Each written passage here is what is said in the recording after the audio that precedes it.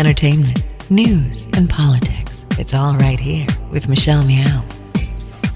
Welcome back to Swirl Radio, your A through Z, covering the LGBT, LMNOP, and everyone in between show. I'm Michelle Meow, your host. We're having a lot of fun here tonight with our special guest, Dr. Kortney Ryan Ziegler. Thanks for being with us here tonight. Thank you. So you directed and produced a documentary, Yes, called Still Black, a portrait of black trans men, and we actually have the trailer, so we'll take a minute here just to check it out.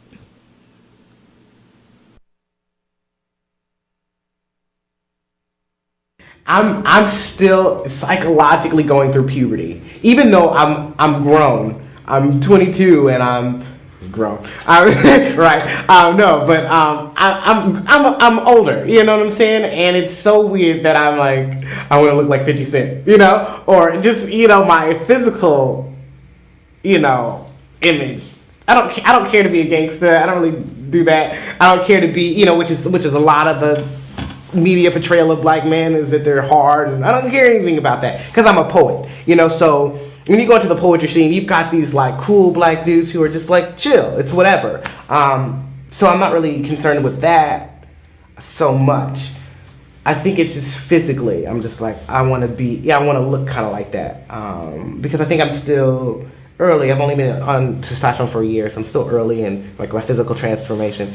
And so I'm like, I kind of want to have a body like that, or I want my voice to be like that.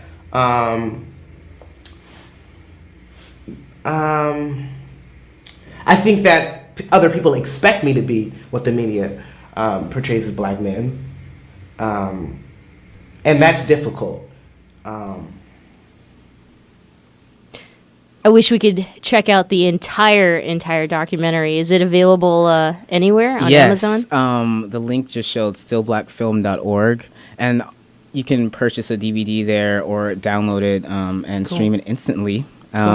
Support independent filmmakers, guys.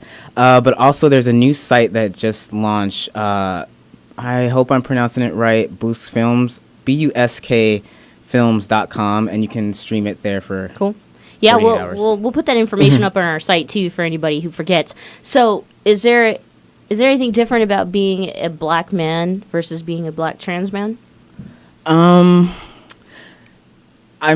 sure. Yeah, I'm sure there are. I wouldn't know what it is like to be non-transgender, but I mean the similarities are the same. When people see me, they don't know anything about my gender identity, and they treat me the same way as they do any other black male, which isn't always nice, but it's the world we live in. So yeah, well, yeah, and it sounded like even just from one piece of the trailer that the voice, at least of even so, black media is the voice in black media is missing in mainstream media, but then to be trans and black, do you feel that's even a much more difficult journey to get your voice heard? I think so. I think you're definitely more in the margins for sure. But that's why the work that I do is like even though I don't get paid and I'm still unemployed and all these things, but I live my life so that there is some humanity given to people like me, men like me.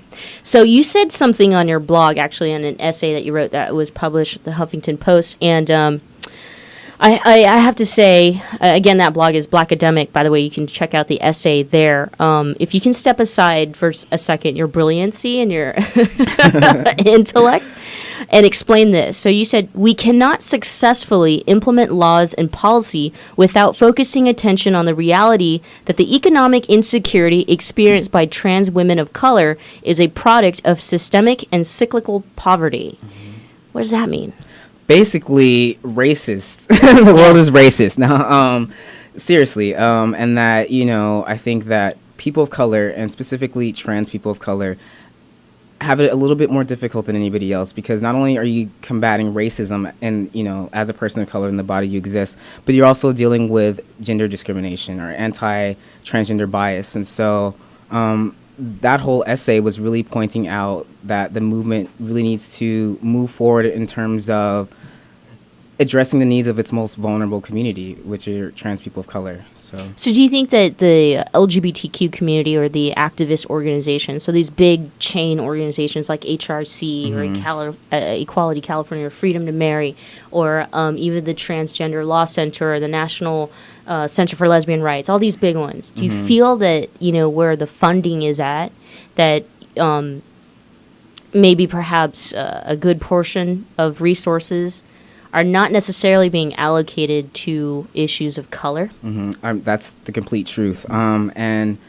I've had experience working with an organization here in California, a big queer organization, and it was very eye-opening in terms of not only how much money they had, but how they didn't really take the interests of people of color to heart, and it was really sad, actually, which is why I am starting to do this organization called Who We Know, because I really want to connect highly talented trans people of color with the resources of organizations such as you just listed, because they do have lots of resources and lots of money, and access to networks that people of color need.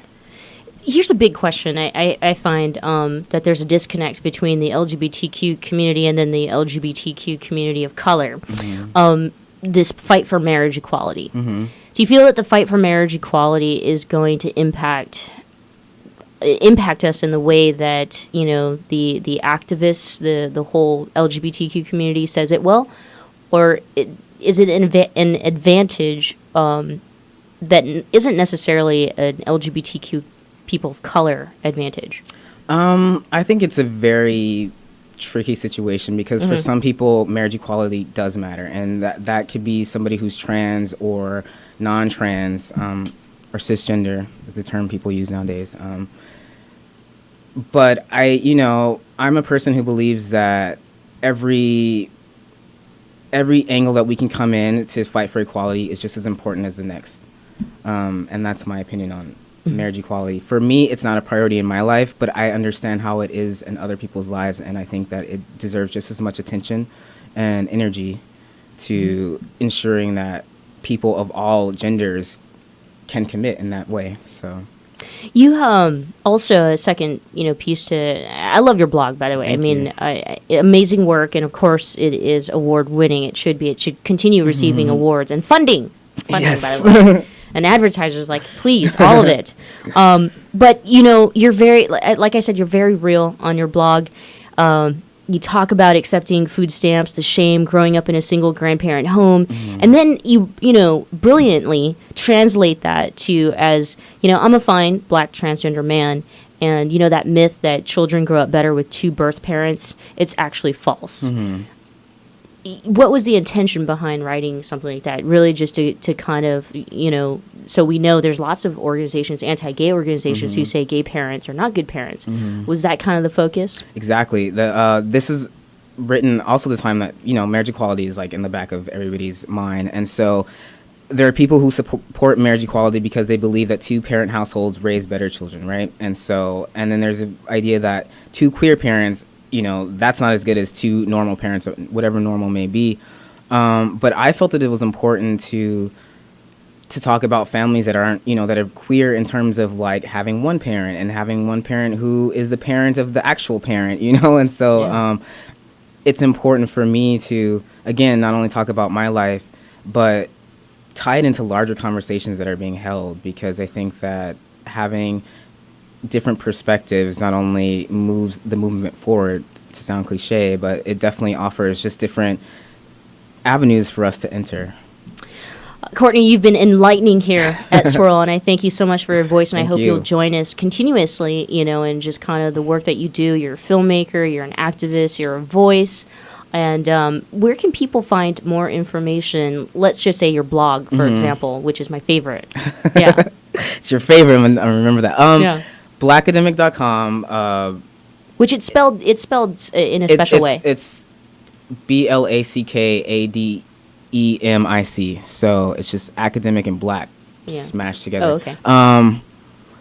That's where I do all my writing and everything, and you can sign up for my mailing list on there. So everybody should do that. And Facebook. I have a link to my Facebook. I recently returned to Facebook because I don't really like it, but It's a little invasive. But people but like this you is and the I world need we live- it. Exactly. Yeah, we So, need it for independent media. Thank you so much again for Thank joining us you. here on Swirl.